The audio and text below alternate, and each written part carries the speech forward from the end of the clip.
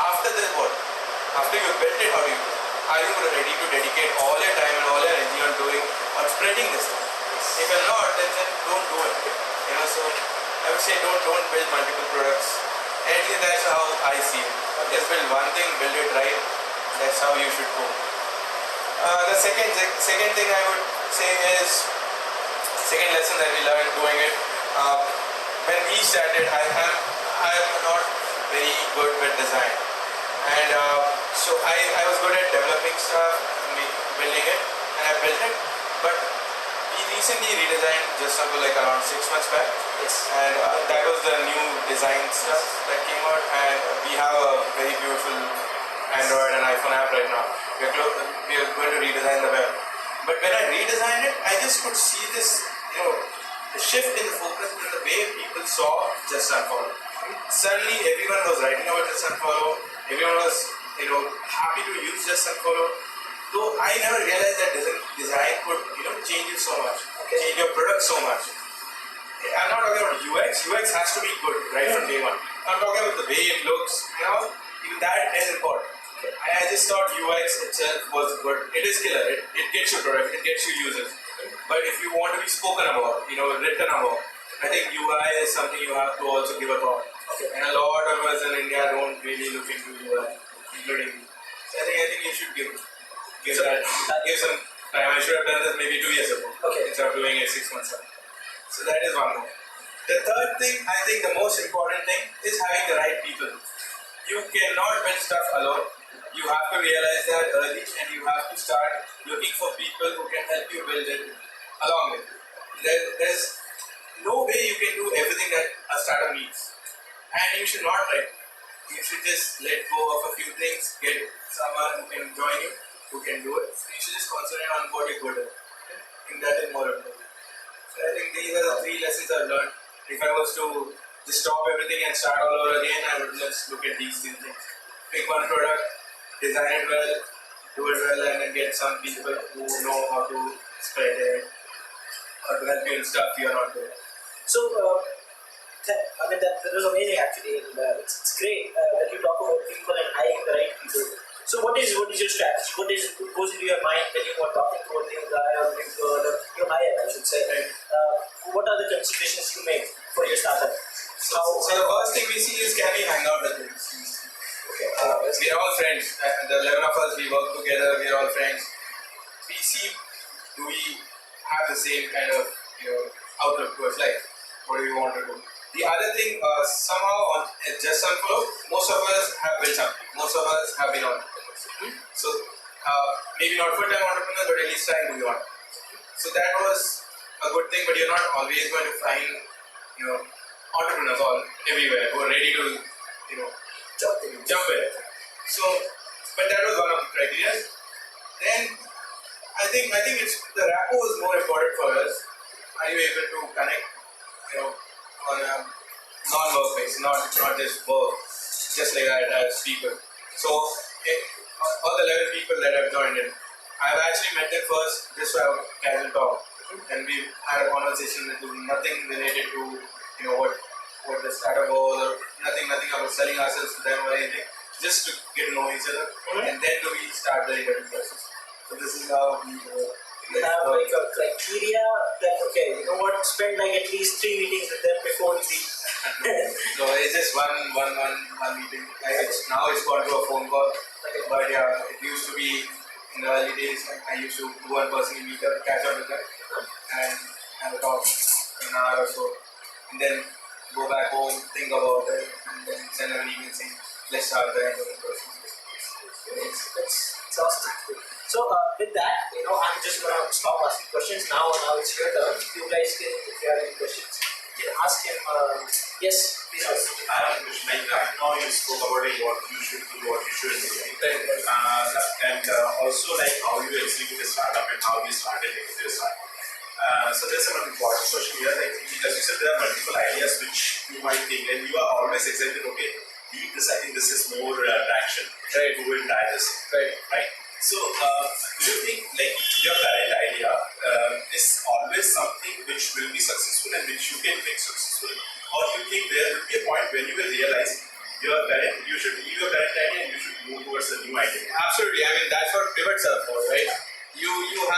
enough time to your current idea.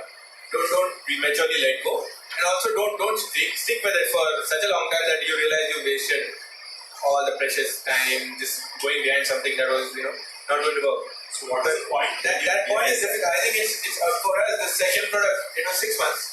We gave it 6 months, and we realized there was some target we had set internally. We realized we're not reaching it. So ideally, I think we would have just sat and said, "Well, let's just do it for 6 more months and see." But when we started, we decided that in 6 months, if we don't reach this, then we'll rethink about it. Probably stop it. Sometimes you have to be like that. Just put in that this is going to take 6 months to reach this level. If we don't reach it, we'll probably change. How do you decide this target? Okay, I want to reach these many users in 6 months. I think we just said let's reach 50,000 or 100,000 back then. We did not. But, I can add there because there was another. we had another product, and so we said we'll write on this and try to see how to make it grow. Yeah, otherwise maybe 50,000 or 100,000 in 6 months cannot be a. It's too much, I guess. Okay. Is that answering your question? Yes.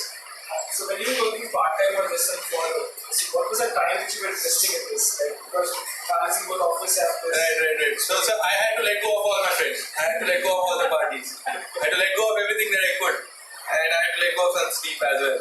And weekends were for just unfollow. I used to reach home, I guess, around 7, 8. And then I used to work again after dinner. Like 12, 1, 2 in the night.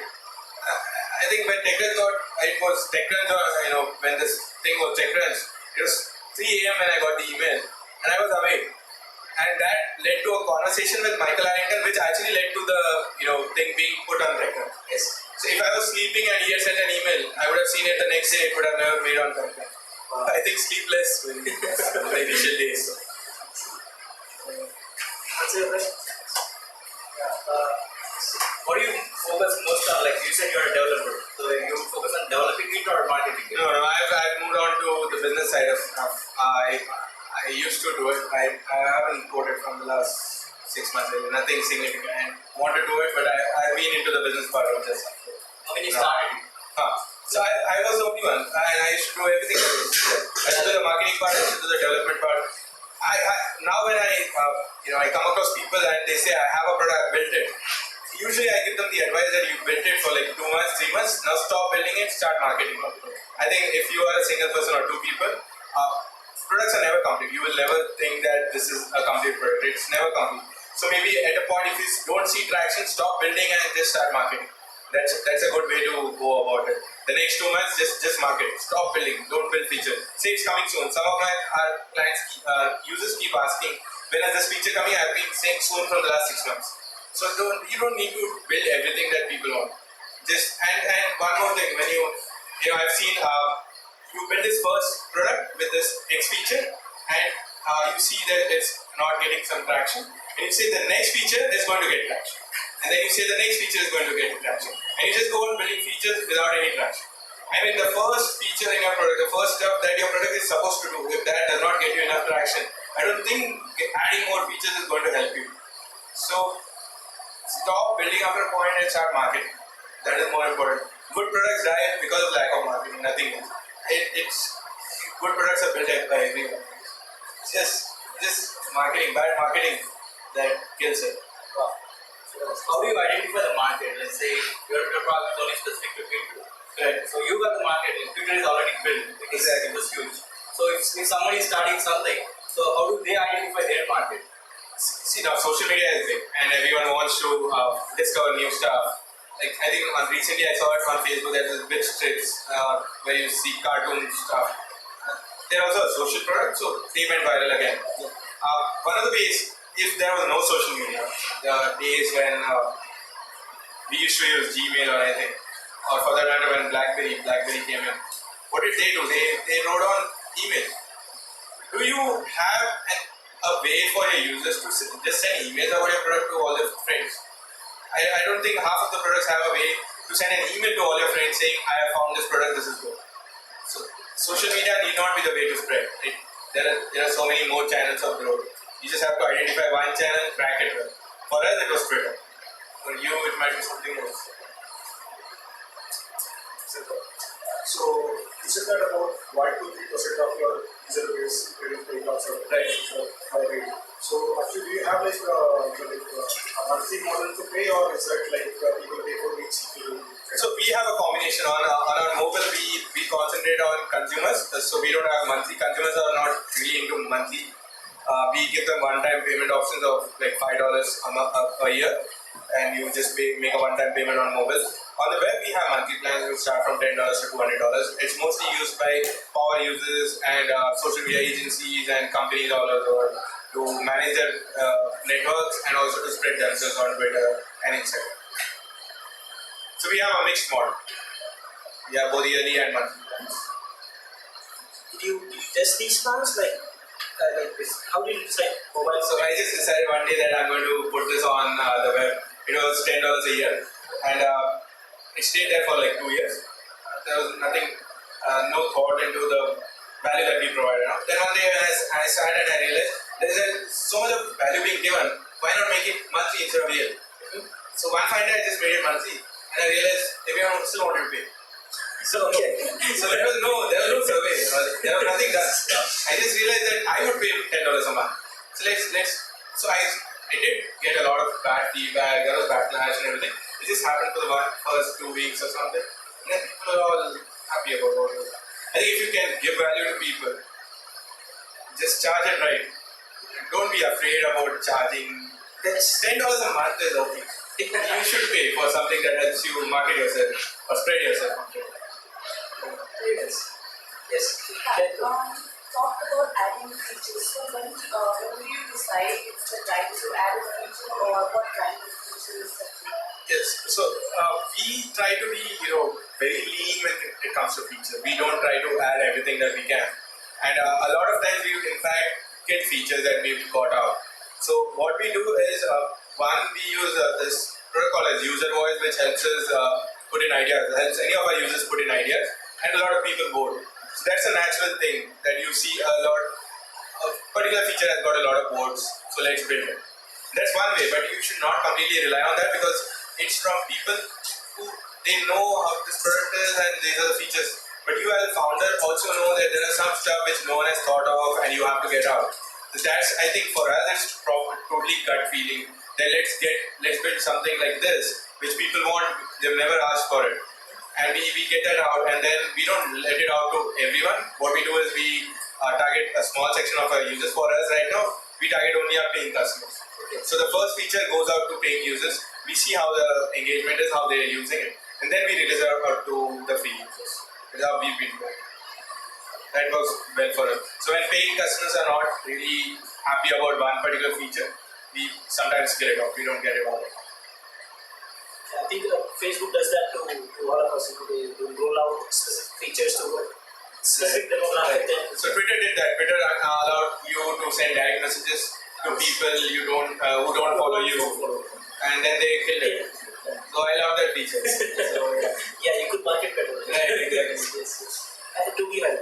Yeah, you mentioned that you got your first employee when you got the $40,000 income, right?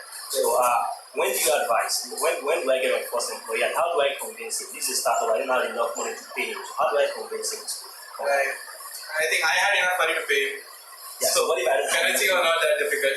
But when you don't have enough money, I think that's where friends come into the picture. But don't work with really good friends. Work with people who you know professionally, who you think okay, but you don't really engage with them on a personal level so much that when things go bad, you lose your friend. But I think the first few people who join you, it's a good option to have people you already know. It's easier to convince them because they know you. I mean, out of the blue, I go somewhere and tell them, I'm building this and it's going to change the world and I can't pay you. There's little chance that he's going to come and work with me. So at least I started this way. I started going to people I knew and I started getting them in. When that finished, I started asking these people who are with me to suggest people they know. So we just went to the second level. And now in the last few months, we started going after people who can just randomly apply and we don't even know about. But until a few months ago, we were only going to people who knew someone in our company. That's how we do it. do I have fast takes? Pardon? Do I give them equity How do I Equity. do I issue equity or what? Yeah, so equity is important, but it depends on what part. I mean, at least in India, I've seen that a lot of people don't value equity so much as they value cash. But yeah, you have to convince them that equity is going to change their life. Questions? Yes. So, how do you know your product is adding the value? So, users is the one thing. You say, like, I need this many to my product is adding value. This is the only criteria to know that your product is adding the value. See, as far as product adding value is concerned, for me, at least for my product, it was I'm one of the biggest users of my product. I use it for my own personal stuff. I use it to spread my own product. I use it to spread just Sunfo. I use just Sunfo to spread just Sunfo. I use it to increase my cloud on Twitter, and I see value in it. But if you're not the end user of your own product, maybe start having conversations with your early users. So I have a lot of people who were using just Sunfo when we just had like 5,000, 10,000 users, and they are on my chat and they keep telling me that they're using. Like I know a guy who started out using just Sunfo when I launched it, and he was just a small time blogger. He earned more than 1 million now. And he spread himself using Just Sunfo. So that is where you see the value. He does not mind paying me $200 a month. So I think then when you see people growing, there's a painter in Canada who sells her painting using Just Sunfo because she spreads herself using Just Sunfo. She goes on Twitter, she finds the right kind of customers for herself, she increases her Twitter following, she tweets about the paintings and people buy it. So this is where you see value. She doesn't mind spending thousands of dollars on this product. I think you should have that rapport with your first set of users, have conversations with them, see if they're using it, they're liking it. But as a consumer thing, I don't think you'll find immediate value for people. It's difficult to make money out of a purely consumer app right in the beginning. Then you should just think about how will you just better the experience, how will you just make it more useful to people. I think B2B is money part. How much are they earning because of it? Or how much are they saving because of it? Nice. Yes. So you ever reach a point where you felt like the people who were joining in sort of stagnant and you were like, oh my god, now I gotta change something, now I gotta... Yeah, that happened quite a bit. In fact, I keep checking our analytics, and there comes a point when you reach X number of users, and every day it's the same number of users who are signing up. And then you have to really sit and change some stuff. So we keep doing that. Whenever we see there is a point where it's not really growing, I think I read somewhere where they say an ideal thing is if you're growing by 5% week on week. If you're not growing, then you sit and change your strategy, do something. But don't let that graph just go straight. It should always go up. Or probably should go down and stop it and start something. Thanks. With that, I'm gonna stop this session, and he will be around for like a while, and you can ask more questions. Thanks a lot. Thanks a lot. That was good.